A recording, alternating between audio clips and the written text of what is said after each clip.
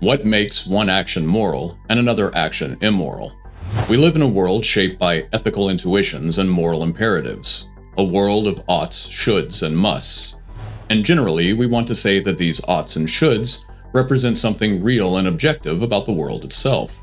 Genocide is objectively wrong. It doesn't matter when or where it happens or who is doing it. The act itself is inherently evil regardless of its context. Genocide was evil before the first human existed, and will remain evil long after the last stars begin to fade. But an unfinished because hangs in the air. Genocide is evil because what? What grounds our beliefs in the morality or immorality of certain actions? Is morality built into the structure of nature itself? When we peek beyond the edges of our human world of oughts and musts, what we see is nature, red in tooth and claw. We judge that killing is wrong, but predators kill prey in the wild all the time. If a black hole swallows a galaxy teeming with intelligent life, we don't typically put it on trial for genocide. In the book Hogfather by the fantasy author Terry Pratchett, the character of Death, the literal personification of mortality, has this to say about the situation. You think so? Then take the universe and grind it down to the finest powder and sieve it through the finest sieve, and then show me one atom of justice, one molecule of mercy. And yet, you try to act as if there is some ideal order in the world, as if there is some rightness in the universe by which it may be judged. In the cold, vast indifference, beyond the inner walls of our subjective experience, there seem to be no atoms of justice or molecules of mercy.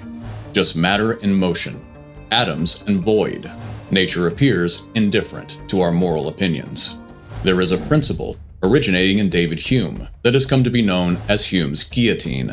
Hume's guillotine is the formula that severs facts from values, what is from what should be. And it goes like this. You can't get an ought from an is.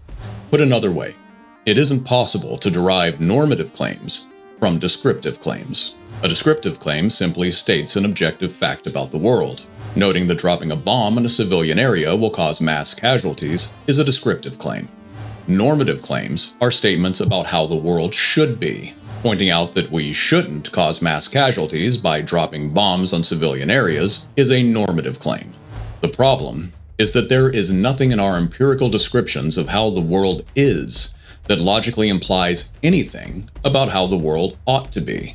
There seems to be a gap between the natural world on the one hand and our moral evaluations of it on the other. And attempting to reverse engineer nature in order to discover the source of morality doesn't seem to work either. Actions don't become moral simply because they are natural. This is bad reasoning, a logical error known as the Naturalistic Fallacy. To argue that something is immoral because it isn't natural ignores the casual indifference that nature displays for our moral intuitions. Hume's guillotine severs that link completely. The moral and the natural come apart at the seams. You simply can't get an ought from an is. And yet we do make moral evaluations about the world.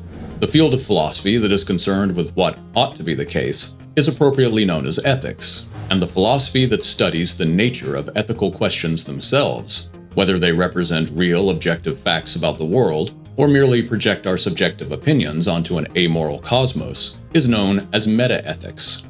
Contemporary debates in metaethics center around the dispute between moral realism and moral anti-realism. Moral realism is the view that moral facts are real facts. Moral anti-realism is the view that moral facts are mere projections of human interest. Before ethics can tell us what we ought to do, we first need to establish whether there really is such a thing as ethics.